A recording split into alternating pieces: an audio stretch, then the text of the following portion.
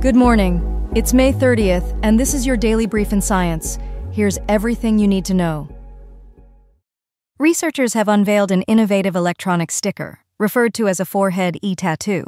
This device is designed to monitor mental strain by tracking eye movement and brain activity, providing a new approach to understanding cognitive load in various environments.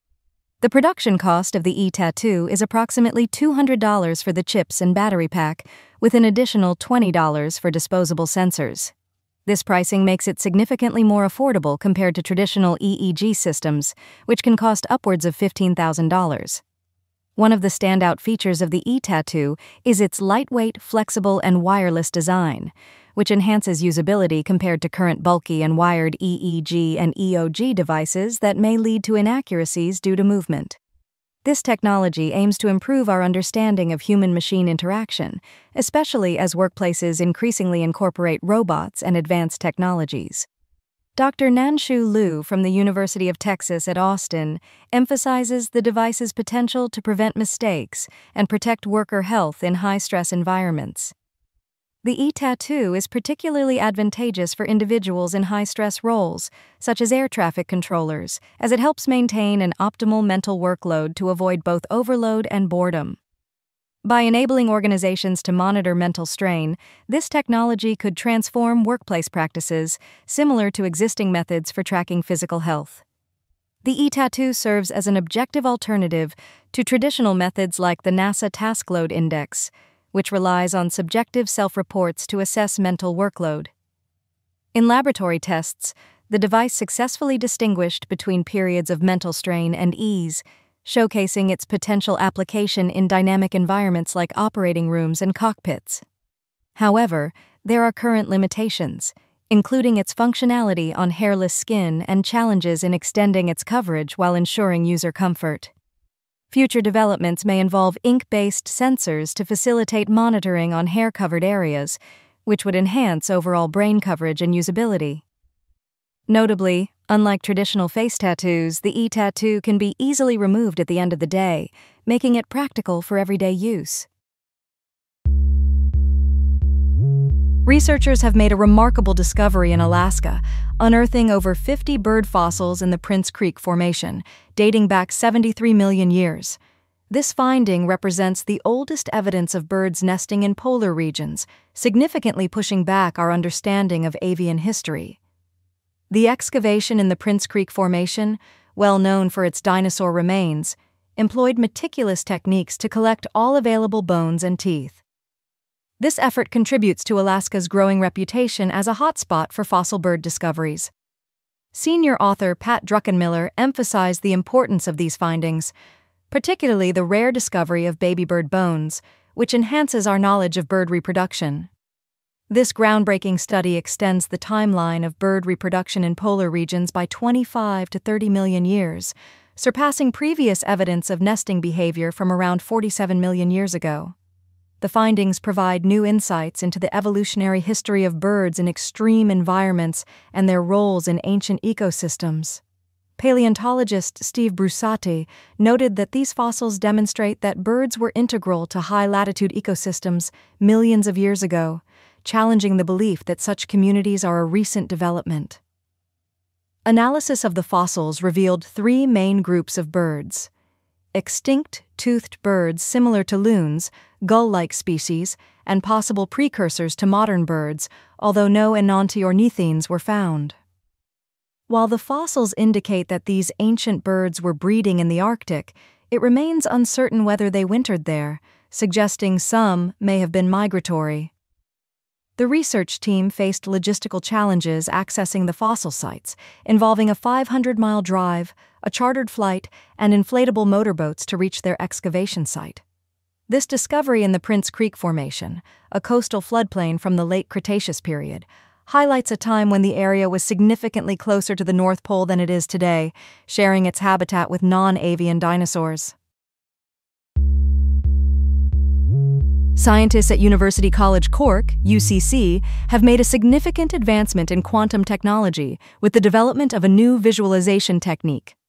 This groundbreaking method confirms uranium ditelluride, or UTE2, as an intrinsic topological superconductor, a crucial finding for the future of quantum computing. This innovative technique allows researchers to evaluate the suitability of materials for quantum computing microchips more definitively than ever before.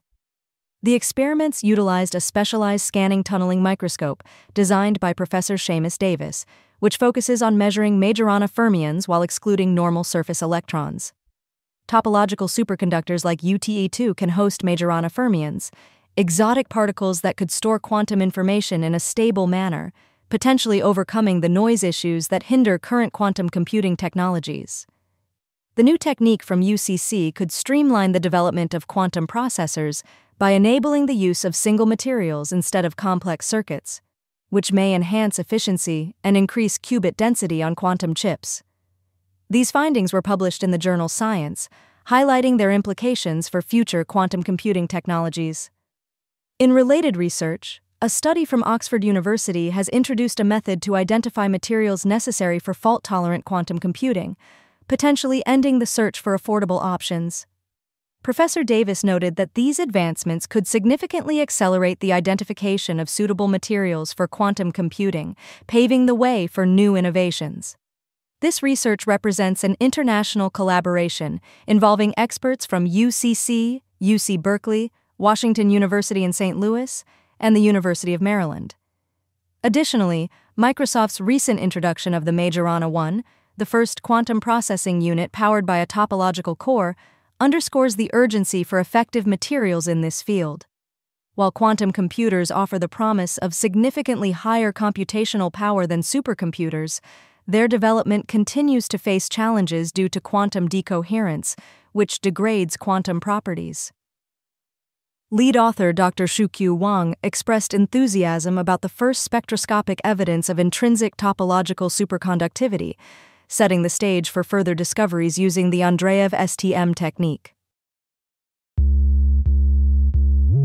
A recent study sheds light on the evolutionary journey of the plague bacterium, Yersinia pestis, revealing how a single gene adaptation has allowed it to persist throughout human history. Researchers from McMaster University and France's Institut Pasteur published their findings in the journal Science, highlighting a significant decrease in the copy number of the PLA gene over time. This genetic change has led to a 20% reduction in mortality rates and longer infection durations among hosts. The study indicates that as Yersinia pestis evolved, it became less harmful to its hosts, thereby enhancing its ability to spread. Genetic analysis of both ancient and modern plague samples showed parallels, suggesting similar evolutionary changes in the PLA gene throughout the course of pandemics. These changes occurred approximately 100 years after initial outbreaks, with modern strains in Vietnam exhibiting similar patterns. Despite the evolutionary shifts towards less virulence, virulent strains of Yersinia pestis still circulate today, causing ongoing mortality in regions such as Africa, South America, and India. Current Yersinia pestis infections can be treated with antibiotics, but some strains have developed antibiotic resistance, underscoring the urgent need for vaccine development against bubonic plague. Yersinia pestis has been responsible for 3 major pandemics: the plague of Justinian in the mid-500s, the Black Death in the 14th century, and the ongoing Third Plague pandemic that began in 1855. The reduction in the PLA gene has allowed infected rats to survive longer, increasing the pathogen's reproductive success and ensuring its persistence within host populations. Lead author Hendrik Poinar emphasizes that this research is pioneering in investigating an ancient pathogen's evolution to better understand its virulence and the potential for extinction. Lunar exploration is set to enter a transformative phase, fueled by a resurgence of international interest and NASA's Artemis program, which aims to return humans to the Moon. The Artemis 3 mission is planned for 2026, marking a significant milestone in human spaceflight. This new era is characterized by a shift in focus from short visits to establishing a sustainable human presence on the lunar surface, which includes the construction of habitats and the development of on-site resources. Countries such as China and India have successfully conducted robotic missions to the Moon, while private companies are increasingly joining the fray through commercial partnerships. However, a major challenge remains: the extreme cold experienced during the 2-week lunar night, where temperatures can plummet below -170 degrees Celsius. This presents significant complications for power and thermal management in lunar operations. Current power solutions, including solar panels and fission reactors, are insufficient to meet the energy demands of a permanent lunar base during these prolonged nights. To tackle these energy challenges, recent research suggests a constellation of space-based solar power satellites that could provide continuous energy to the lunar surface, irrespective of the lunar day-night cycle. The proposed Zeus satellite constellation would consist of 300 solar-powered satellites, designed to collect solar energy in orbit and wirelessly transmit it to receiving stations at the Diana lunar base. This system aims to ensure that at least one satellite is always in line of sight with the lunar base, thus providing a stable power supply essential for long-term missions. The satellites would convert sunlight into microwave or laser energy, which would then be beamed to the lunar surface and converted back into electricity for habitats and equipment. Future missions could also leverage lunar materials for constructing parts of the satellite system, reducing reliance on Earth-based launches and enhancing the sustainability of lunar operations. This innovative approach to lunar energy is backed by the Space Generation Advisory Council and Astreus, both of which aim to facilitate a sustainable, long-term human presence on the Moon. This has been your Daily Brief in Science. To read more about these stories, follow the links in the episode bio. You can also subscribe to these updates via email at www.brief.news. For more daily podcasts about the topics you love, visit brief.news/podcasts. We'll be back Monday with everything you need to know.